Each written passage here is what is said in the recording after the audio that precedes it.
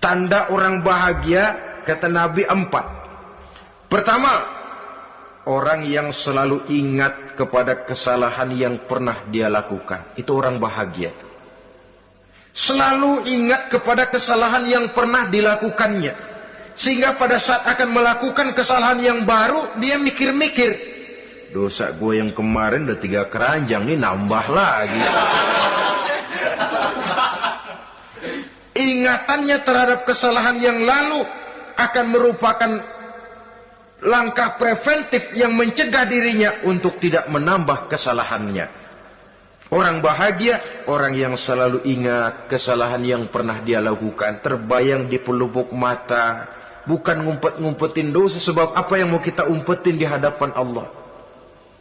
Yang kedua, tanda orang bahagia itu orang yang selalu melupakan kebaikannya. Kalau dia berbuat baik, dia lupakan. Dia anggap dirinya belum pernah berbuat baik. Sehingga di mana ada kebaikan, dia tidak bisa ikut. Dia merasa sangat rugi.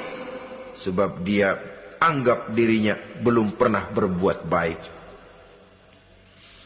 Yang ketiga, tanda orang bahagia. Dalam urusan dunia, dia lihat ke bawah.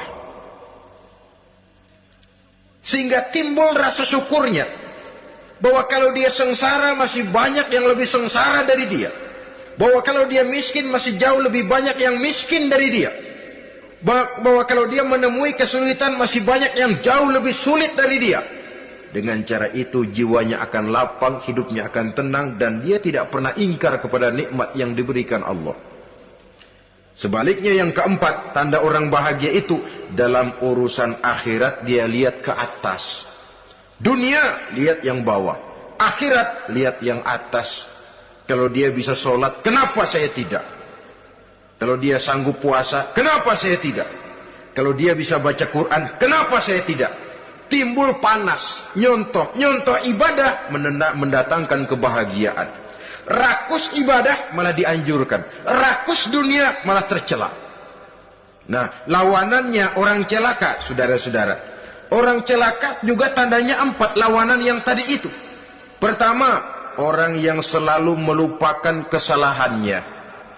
Kalau berbuat dosa lupa, sok bersih. Alah, dosa gue mah dikit. Saudara hadirin yang saya muliakan, orang yang selalu melupakan kesalahan, menganggap dirinya bersih, akhirnya kalau ingin berbuat dosa nggak mikir-mikir. Tidak ada lagi yang ditimbang-timbang. Selanjutnya, yang kedua, orang celaka itu orang yang selalu mengingat kebaikannya. Akhirnya apa? Timbul sifat nepuk dada, membanggakan jasa. Lahirlah pahlawan-pahlawan kesiangan. Selalu membanggakan diri, nepuk dada. Kalau enggak saya. Itu masjid, kalau enggak saya. Itu pesantren, kalau enggak saya. Itu umat, kalau enggak saya. Memangnya kalau enggak sampean kenapa? Orang yang celaka adalah orang yang selalu menghitung-hitung kebaikan yang pernah dikerjakannya.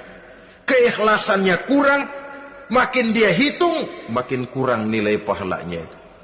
Makanya kalau berbuat baik, ya anggap saja buang sampah, gak usah ditengok-tengok, gak usah diingat-ingat, dan gak usah mengharap orang yang kita tempat berbuat baik akan membalas kebaikan. Saudara hadirin yang saya muliakan, yang ketiga, tanda orang celaka dalam urusan dunia, lihatnya ke atas.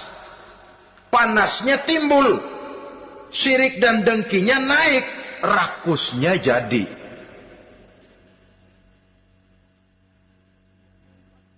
Timbul sifat panasnya itu, tidak mau ngerti. Kalau tetangga saya bisa beli kulkas, kenapa saya tidak? Kalau tetangga saya bisa beli motor, kenapa saya tidak?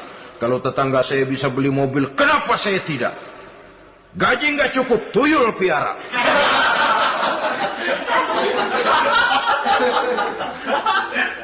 Orang itu kalau sudah didorong oleh rakus kan bisa jadi menghalalkan segala macam cara untuk mencapai tujuan. Dibakar oleh sifat tamak dan rakus bin serakah. Nah, kalau sudah didorong oleh rasa rakus, yang segera tersingkir, pertama rasa malu.